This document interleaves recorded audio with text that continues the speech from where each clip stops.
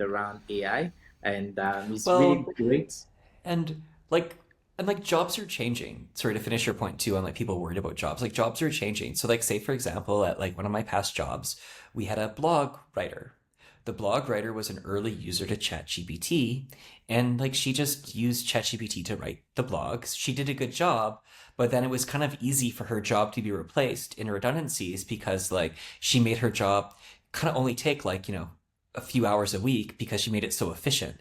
I think what's going to happen is people have this fantasy of like, getting more time from their day, which is fair, but employers are still at the stage where they're expecting like, 40 hours a week or whatever from you.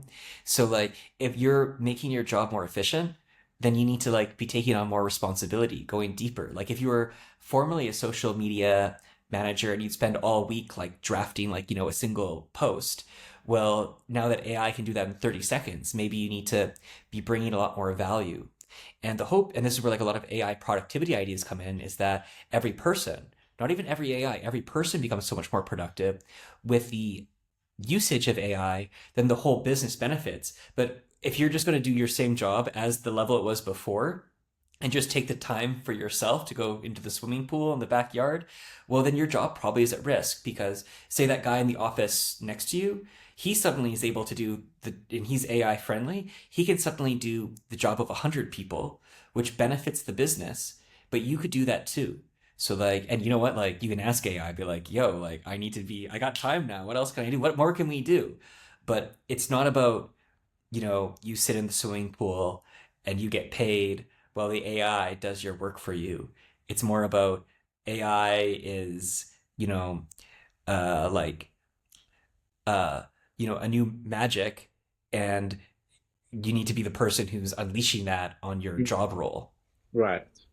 That's very important. So AI is here to help us make our work easier, and also gives us more room to innovate and add more to our task and achieve more uh, our goals more efficiently and faster.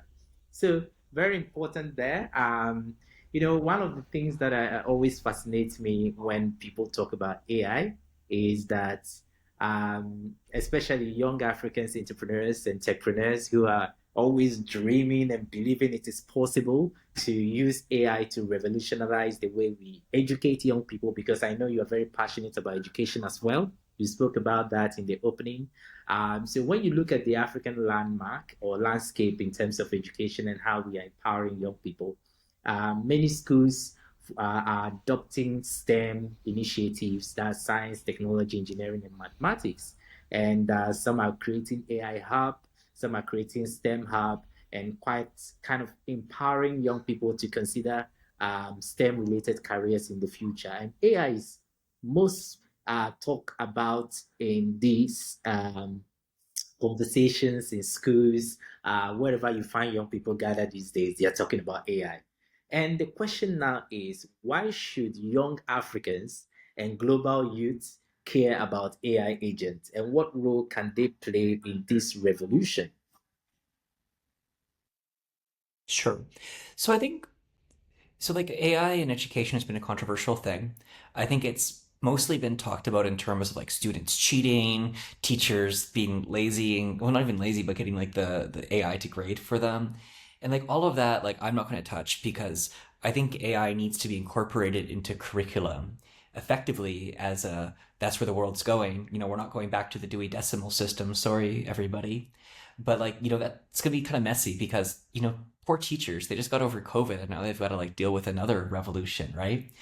What I will talk about then is like say like how this works with like say creating increased job opportunities for young people.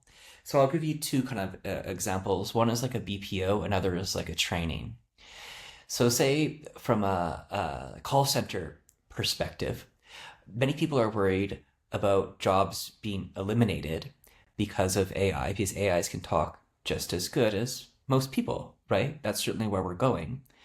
However, AI is better when humans are in the loop. Now, for many people in Africa, they often get discriminated against in doing call center work to, like, say, North America because they have an accent, right? Whether they're they're gung ho, want things to be succeeding. So like imagine this as the future of call centers. It's not you talking to the person; it's an AI talking. But on your side, you have a dashboard of the AI asking for like additional clarification, telling you how the conversation is going. Should it do this way or that way? Where you're almost like working as like the manager of the AI talking to that user. And maybe you're doing like 10 or 100 or 10,000 conversations at once. But now it's not about you being a one to one talking to someone. Each one talking to someone is an agent for you to talk to someone else, and it can be specialized. Say with ChatGPT 4.5, it's exceptional and multilingual. I have it trained on the Swahili from Nairobi, where it's a mixture of English. I've got it like, you can really have it be nuanced and specialized. While I could talk to you, the manager, and like, you're specialized. So you could be having like, like um, a Accra style. I forget, you're in Accra, aren't you? Yes, yes, Oh, yes. I Okay, just checking. So you could have like an Accra style accent talking to the AI about like selling like, like high quality air conditioners for a Chinese company to people in Florida in a Florida style American accent. And all your job as the manager is to make sure that you're like choosing your own adventure with the agent. You're supervising it. So that would be an example of how AI agents can accelerate and include people who are normally not able to do that sort of work. Another example is training. So like, like a key reason you don't want to hire someone is because it just takes too much work to train them. And, unfortunately with educational gaps, often people in the global south just like, haven't had the benefit of like kind of being immersed in certain programs that are kind of like taken for granted. Now, imagine you're doing a company that is like trying to sell air conditioners again, right?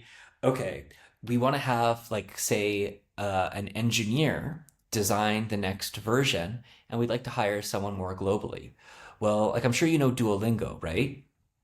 So now like imagine like a Duolingo shell, but you can pre-train AIs on everything. It's just gonna be like a PDF.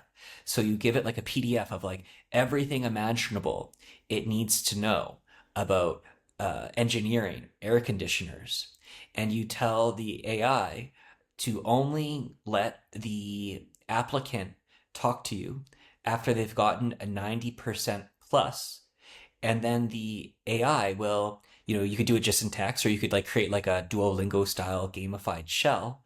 But instead of it teaching you Duolingo, it'll teach you whatever it is that PDF upload could be for any business.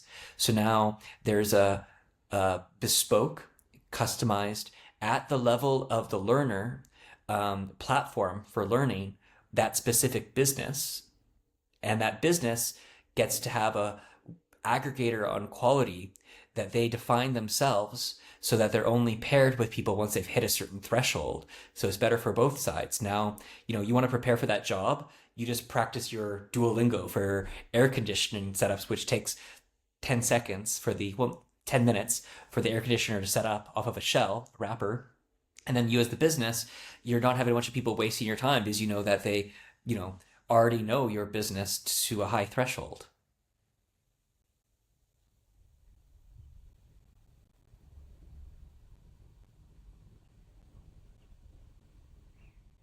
You're muted. All right, right, right. Thank you very much, Nat. Nash, this is really an eye-opening, or an eye-opener in many ways. But you know what I'm really curious about? You have a lot of experience, but I think the question has to do with where are we seeing the biggest gaps or opportunities in how African government, because of course you work with the some African governments from Rwanda to Morocco, Congo, correct, and a few other countries as well, and institutions. So how do you see them embracing AI? What are the biggest gaps or opportunities in how the African governments and institutions are embracing AI?